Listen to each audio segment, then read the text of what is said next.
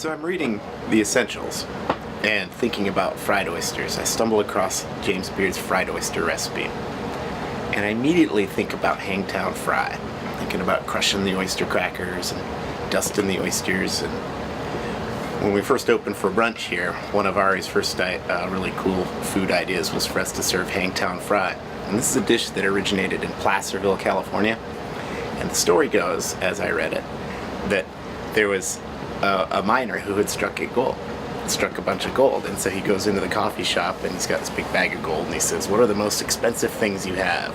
And the cookie says, "Well, oysters, because they have to be wagoned up here every single day from the bay." Hangtown is the original name for Placerville, California, and it was named appropriately because that's where a fair bit of hanging went on apparently. So anyway, this gold miner strikes it rich, goes in the coffee shop. What are the most expensive things? Okay, oysters have to be brung up every afternoon from the bay, and bacon. It's still being imported from the East Coast, and eggs, because they break on the way up the mountain. And so he says, "Great, put all three of those things in a pan and scramble them up together." So thus Hangtown Fry was invented. So preparing Hangtown Fry, it's essentially the essentials. It is essentially the James Beard essential fried oyster recipe. And once you turn those oysters and you get the second side a little golden brown, you add bacon. So chopped bacon that's part cooked. As soon as that bacon's hot and the pan is just the perfect temperature, you can put in your scrambled egg. And I like putting a little cream in the egg, but not a lot. It just makes it a little richer, a little softer. Season a little bit of kosher salt, a little fresh ground Tella cherry black pepper. It's really important. We do not buy ground pepper in this building, and in fact we grind it fresh throughout the day, as you'll see. A little fresh ground Tella cherry pepper, and that pan's just perfectly seasoned.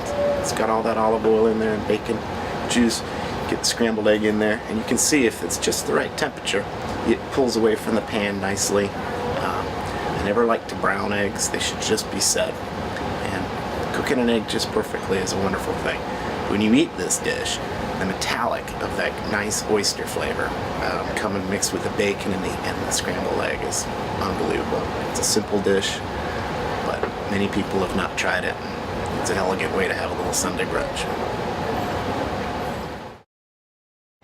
So anyway, so we're making the fried oysters and the oyster crackers, and that's really fun. And then I start thinking about the peacemaker. So peacemaker, very old sandwich, Civil War, oyster po' boy essentially. And so you hollow, the super traditional one is to hollow it out, the loaf out, and then stuff the oysters inside of it so it travels really well. You can keep it wrapped in your pocket all day long and eat it when you can get to it. So we've made a couple of variations of that. We've made a traditional peacemaker.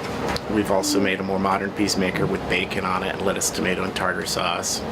And of course this is on our bakehouse bread that we make ourselves here at Zingerman's. And then I thought it might be nice to start to think about angels on horseback. So angels on horseback, oysters broiled with bacon. Excellent. So I'm applying some of that there. We made a little angels on horseback canapé on crostini.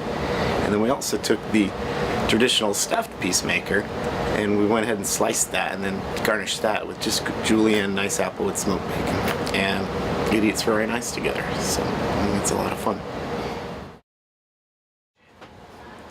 So using olive oil to pan fry an oyster is a nice thing because really good olive oil adds flavor.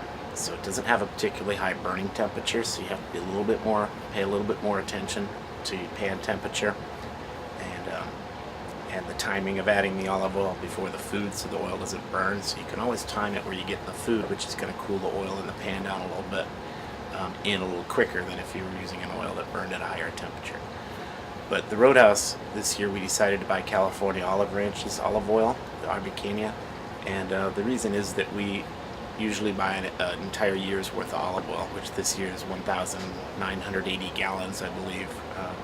And we tasted all of the olive oils available to us from the suppliers, and each year is different. So olives are fruit, making olive oil is an art, and it's not always the same. It's not just cut and dry. You have to taste. You have to taste them all. Taste the different varietals. Each company has several available. Yeah, this is the one we selected this year. It's the best there is out there this year. And buying it in bulk allows us to save a little bit of money, but that's ultimately just getting the best food is what's important.